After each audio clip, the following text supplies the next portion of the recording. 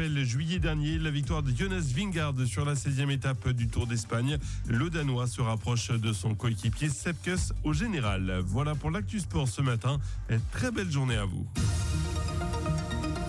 Ils font l'actu et ils sont sur un GFM. 7h45, l'invité du jour. 7h46, merci d'être avec nous. Oui, on peut conjuguer patrimoine bâti et patrimoine naturel. C'est ce qui va se passer dimanche. C'est dans le cadre des Journées du patrimoine. Ça se passe à Beaune d'Allier avec des randonnées organisées pour découvrir les châteaux, le patrimoine bâti, donc les paysages également, le patrimoine naturel. C'est une co-organisation avec la FNSEA, le syndicat agricole. Martine Durin, secrétaire générale adjointe, est avec nous ce matin. Bonjour. Bonjour. Merci d'être avec nous. Et puis Jacques Robin, bonjour. Bonjour. Membre de l'association Beaune Accueil au fil du temps. Martine Durin, la FNSEA, on connaît son implication dans la défense du monde agricole. Là, c'est autre chose. Là, vous co-organisez cette manifestation. Oui, on avait voulu inviter un bon nombre d'associations, je dirais, ou de formations environnementalistes. Ils ont tous, beaucoup répondu oui, avec des choses qui peuvent paraître bizarres un petit peu au public. Par exemple, pourquoi on a la Fédération de chasse qui est là, et avec la LPO. Donc, ils seront dans toutes les cours de châteaux différentes et présenteront aussi tous, donc on passera de la vigne, parce qu'on a de la vigne à Beaune d'Allier, mais c'est du bon cru. On parlera aussi des pollinisateurs, on parlera de la Fédération de chasse, on parlera de la forêt avec le CRPF. On aura aussi Symbiose, qui est une association bien sûr environnementaliste, les Amis des arbres qui seront avec eux pour présenter la taille de l'arbre. Mais la mission est également qui sera dans un autre château avec la LPO. Donc vous voyez, autant de questions à poser et à expliquer pourquoi on fait partie du patrimoine aussi. Donc on peut avoir la FNSEA qui se donne la main avec des associations environnementalistes. On sait dans le contexte dans lequel on est, où les agriculteurs sont parfois pointés du doigt en matière de préservation de l'environnement. Là, vous montrez que tout le monde peut marcher main dans la main et qu'il y a quelque chose de commun finalement. Voilà, et puis expliquer aux gens, parce qu'on comprend quand vous n'êtes pas du monde agricole. Le monde agricole est un monde très compliqué, très différent. Pourquoi les choses évoluent? Pourquoi on fait les choses? Souvent, on me demande, par exemple, dans un petit village qui s'appelle Montlbé, d'ailleurs on passera, les agriculteurs, ils sont en train de faire, ils ont mis des cochonneries dans les chemins, ils ont mis du grillage, mais qu'est-ce qu'ils font? Mais non, c'est pas nous, c'est la Fédération de chasse pour faire des garinières, et les garinières, c'est pour faire revenir les lapins de Garenne. Donc vous voyez, donc beaucoup de choses à expliquer aux gens. On est de moins en moins nombreux, les gens osent pas nous poser certaines questions, expliquer les choses. Vous verrez chez les pollinisateurs aussi, on pense surtout aux abeilles. Mais il n'y a pas que les abeilles. Et il y a aussi des animaux bousiers qui viennent aussi manger des bouses de vaches. Alors si on diminue les vaches, il y aura un petit peu de problème. Et ça ne sera pas de notre faute. Parce que vous voulez qu'il y ait moins aussi d'émissions à gaz à effet de serre. Ouais. L'objectif donc de cette journée, on rappelle, c'est dimanche, ça se déroulera de 8 à 17h du côté de Beaune d'Allier. C'est donc de répondre à toutes ces questions finalement, tout en se promenant, puisque ce sont des randonnées à la base. Il y aura 3 randonnées, on va en parler dans un instant, 7, 15 et 22 km. Celle de 22 km est aussi ouverte au vélo. C'est ça, c'est de manière ludique finalement, apprendre des choses, découvrir le patrimoine naturel et le patrimoine bâti, on va en parler dans un instant. Oui, parce que ce qu'il y a d'intéressant, c'est que donc tous ces châteaux appartiennent à des gens privés, et que pour la journée du patrimoine, ça sera tous des cours de châteaux qui seront ouverts au public, où on pourra parler à la fois, comme vous l'avez dit, de biodiversité, donc le monde agricole.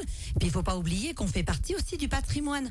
Attention, le monde agricole a beaucoup évolué, on est capable de l'expliquer, et en même temps, on peut parler aussi du château, comment il a été fait. C'est bien la partie du patrimoine bâti.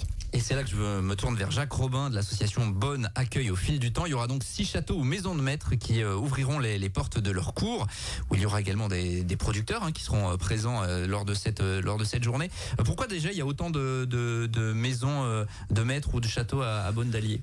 Eh bien, surtout parce que Beaune d'Allier a été une commune importante à l'époque médiévale. Elle a perdu de son importance ensuite au fil des années.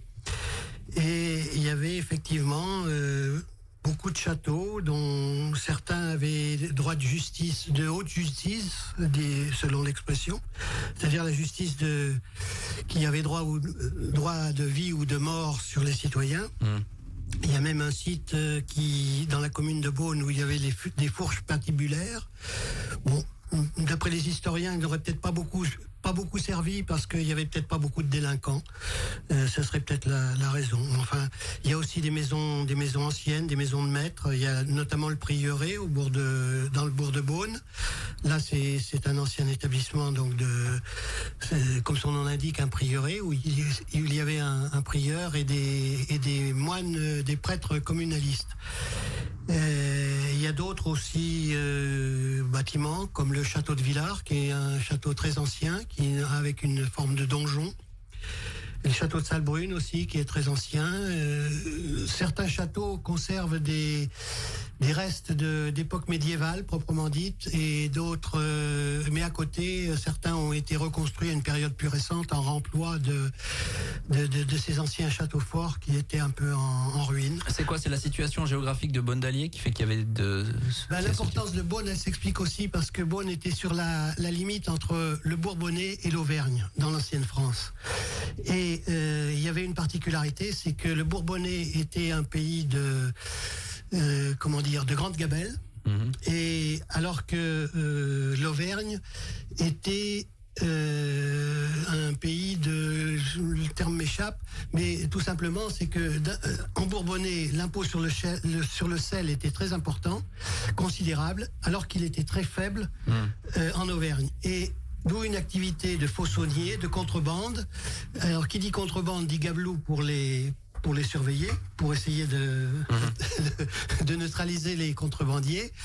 C'était aussi la proximité de la forêt de Château-Charles avec des services des eaux et forêts. Donc, des administrations de l'époque de l'ancien régime qui étaient à Beaune plutôt qu'à Montmarault. À l'époque, il y avait une concurrence entre Beaune et Montmarault qui n'existe plus aujourd'hui parce que Montmarault, évidemment, s'est trouvé sur des voies de circulation et s'est développé. En tout cas, si vous voulez découvrir tout cela, on vous invite à aller à Beaune d'Allier ce dimanche dans le cadre des Journées du patrimoine. Martine Durin le disait tout à l'heure, ce sont des châteaux ou maisons de maîtres qui ouvrent exceptionnellement leurs portes, enfin les portes de leur cour. Oui, c'est toutes des propriétés privées, donc chaque propriété privée ouvrira bien sa cour. Donc on s'installera avec nos associations environnementalistes. Il y aura bien sûr à vous déguster parce que ce jour-là, on a un marché des producteurs et pour chaque producteur, on aura des produits à faire goûter à tous les marcheurs.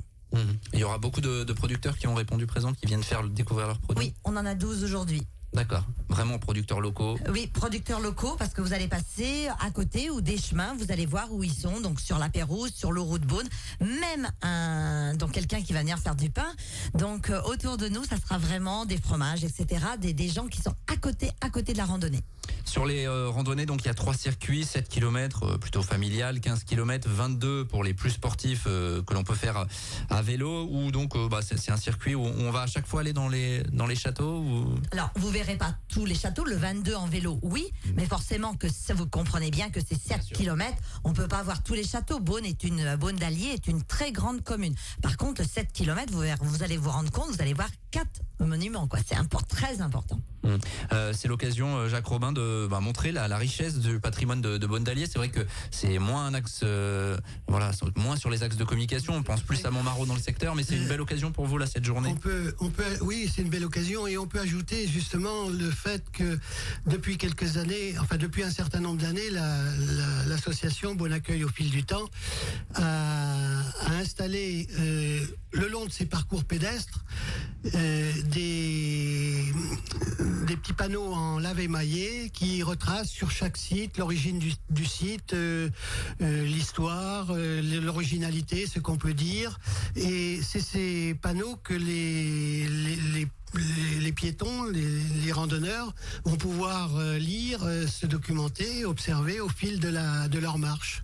Voilà, donc pour découvrir le patrimoine bâti, le patrimoine naturel d'une pierre deux coups, avec des associations donc de défense de l'environnement notamment qui seront présentes, Symbiose, la LPO, le Rucher des Réaux, la Mission et les Amis des Arbres. Il y en aura plein finalement, et puis la FNSEA évidemment qui est à la manœuvre. Burger de Charolais offert à l'arrivée. Voilà, tous les marcheurs auront donc bien sûr un burger de Charolais, un frais, voilà, qui sera offert, et surtout aussi donc une petite pâtisserie qui viendra aussi, qui sera offerte, parce que n'oubliez pas que même si vous trouvez que le pain est du pain industriel, 92% de notre pain vient avec nos céréales du Puy-de-Dôme et de l'Allier. Donc merci beaucoup, et merci beaucoup, c'est au comité des fêtes de Beaune d'Allier qui va venir nous aider pour la partie pratique et la vente de frites. Donc merci. C'est dans le cadre des Journées du patrimoine. Alors il y a une petite participation financière justement pour tout ce qu'on vient de dire. Tarif de 5 € pour le 7 km, de 8 € pour les 15 et 22. Les départs c'est entre 8h et 11h pour le 22, 8h et midi pour le 15 et 8h et 14h pour le 7 km. C'est sinon de 8 à 17h ensuite. Les départs se font au Prieuré. Tout à fait. Donc c'est bien, vous arrivez à Beaune d'Allier, vous verrez, c'est tellement petit que vous verrez où il y a les inscriptions. Bien sûr. Non, vous avez dit que c'était grand, Beaune d'Allier. C'était étendu. C'est très étendu, mais au niveau du bourg, vous trouverez facilement. Vous inquiétez pas. Si vous voulez partir à la découverte de cette commune, on voulait faire un focus parce que c'est vrai que ça coche pas mal de cases entre patrimoine bâti, patrimoine naturel et puis plein de structures qui se sont donné la main. Merci à tous les deux. Merci. On vous souhaite une bonne réussite. Et puis à dimanche. Pour dimanche, pour cette randonnée pédestre, château et paysage, marché de producteurs également, et puis surtout le burger Charolais à l'arrivée. Ça, rien que ça, ça vaut le coup. Et on espère surtout qu'avec des faibles revenus comme ça, il y aura plein de familles qui pourront venir goûter le burger. Merci. 7h56, on est en direct et on revient dans quelques minutes. Tous les matins, 7h45, l'invité du jour en direct sur RJFM. Retrouvez l'invité du jour en podcast sur rjfm.net et l'appli RJFM, mais aussi en replay vidéo sur YouTube et Facebook. RJFM.